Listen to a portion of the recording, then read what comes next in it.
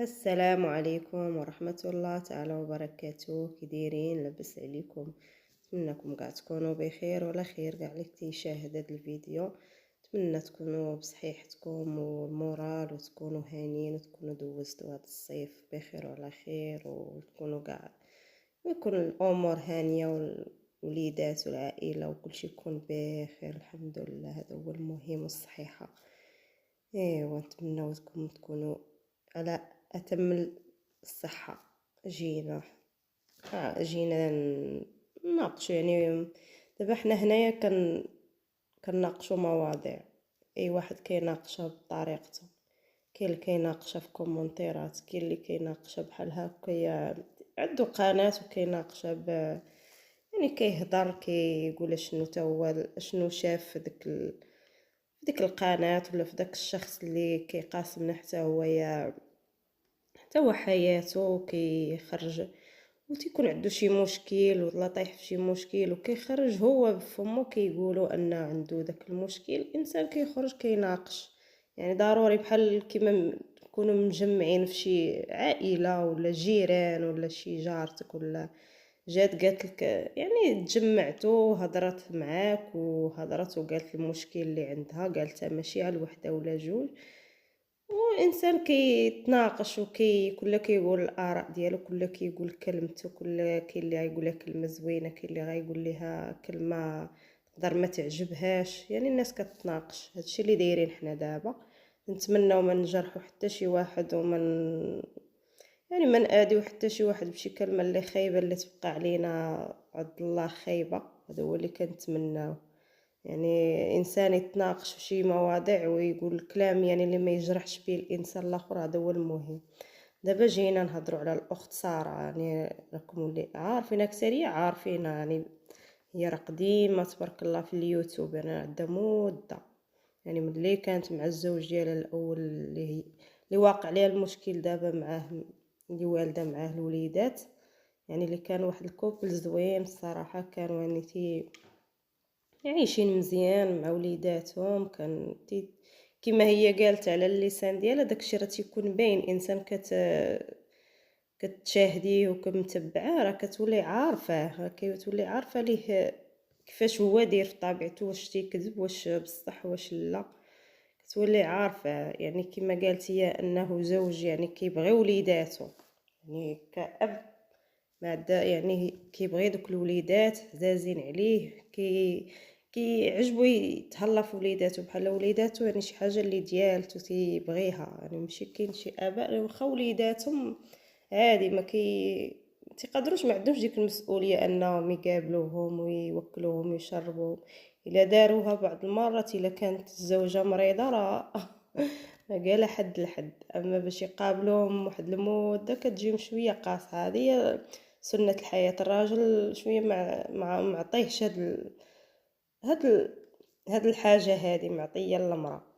هادشي اللي واقع لهاد السيدة دابا مسكينة، يعني من بعد مدة وديال المعاناة في تركيا، ولا عرفتي تكوني مهاجرة في واحد البلاد اللي ماشي بلادك ولغة ماشي ديالتك يعني بزاف تقاليد ماشي ديالك، ومن بعد يعني كيصدموك كيما بحال هكا. يعني في الاخر يولي يعني عندك وليدات في ديك البلاد وفي الاخر يبغوا يديوهم لك، يعني بطريقه يعني عجبك الحال ما عجبكش خبطي راسك. ما كيهتموش لهاد المشاكل ديال الام خصها تكون مع وليداتها. ما عرفتش انا علاش تركيا دايره هاد، اوروبا ما دايراش هاد المشكل. يعني عندك وليداتك يعني عندك حق تصايبي عليهم الوراق، تصايبي عليهم السكنه، تصايبي عليهم كلشي، الاقامه وكلشي. انت يكونوا عندك وليداتك وخصوصا عندهم يعني الجنسيه وعندهم لقاش هما راه تركيين راه عندهم الجنسيه، يعني اصلا الجنسيه تصايبه على وليداتها. وكني قانون ديال تركيا باش تعرفي، يعني انسان معمر البلاد، شي بلاد اللي تتكون مشهوره ومعروفه ما عمره ما يتغر حتى تيمشي ويجربها ويشوف. خص الواحد يعرف اشنو جاي من بعد، ماشي غير الزواج بتركي ولا بشي. المهم اكثريه التواركل تيلقاو معاهم المشاكل فهاد النقطه هادي. ما كيلقاوش معاهم، تيكونوا عنصريين كاع. اي واحد مشى عندهم يعني سياحه ولا بحال هكا مزوجين بهم كيعرفوا باللي هما عنصريين، كلشي كيقول عليهم يعني ملي كتكون الهضره وحده يعني كثيره الا وراها صحيحه. انا ديك البلاد عنصريين ما عندهمش يعني تيبغيو بلادهم صافي، يعني اللي جا عندهم ما باغينوش، هو يعني باغينهم مع الاقتصاد ديالهم يطلع بالسياحه ويجيو الناس يجيو عندهم شافوا يعني بلادهم يعني ولات عاطي ليها الناس بزاف الاشهارات. تركيا اللي ما مشى لتركيا بحال ما شاف حتى شي بلاصه اخرى. داكشي علاش هما زاد طلعوا داكشي ديالهم، ولاو القوانين دايرينها مصعبينها، والاقامه ما يعطيوهاش لاي واحد، واخا خدامه عندهم واخا بوليداتك عندهم صافي الله يعاون بحال باغيين مع الوليدات. ولكن ديك الام تيفكروا ما عندهمش الانسانيه. دابا هي المشكله دابا هذوك الدوله ما عندهمش الانسانيه بالمراه. خص كل الانسانيه قبل ما يفكروا في الوراق ويفكروا في مادام هي عندها وليداتها تما صافي. يعني واخا طلقات مع الزوج ديالها صافي هي ما بقى عندها حتى شي حقوق تما.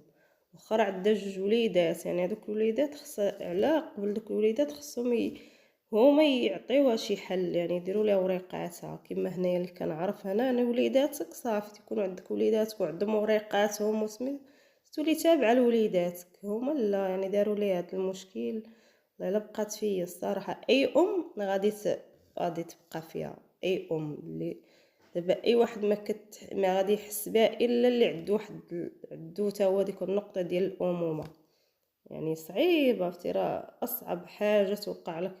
حنا وليداتنا بعض المرات تجيك هاد الظروف بحال هكا كتسافري للمغرب وتخليهم هكايا عام مده قصيره بحال ما عرفتش شنو وقع، ما عرفت فين بحال ما عرفتش غادي توقع لك، غادي تفرقي وليداتك واحد المده.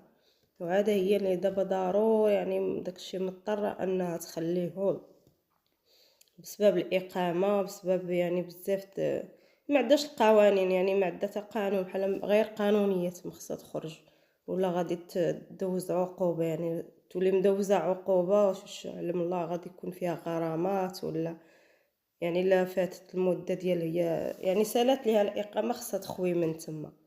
واخا راه عندها واحد جوج وليدات اللي خص هذوك هما الاقامه ديالها. كانوا هما عندهم شي انسانيه هذوك هي الاقامه ديالها. مش عارف الزوج تا هو ما مسوقش، هو عارف هاد النقطه هادي ومخليها هكاك طلقها صافي. ما دار ليها لا حقوق ولا حتى شي حاجه، يعني ما وقفش معاها باش يعني يكون هو وقف معاها ودار ليها يعني الجنسيه ملي كانت مزوجه به وداكشي كاع ما طيح في هذا المشكل مسكينه. وهادشي تنتمناو ليها ان شاء الله يكون شي مخرج ويكون لها شي فرج من عند الله. يعني انسان خصو يصلي ويطلب الله في هاد الحوايج هادو صافي.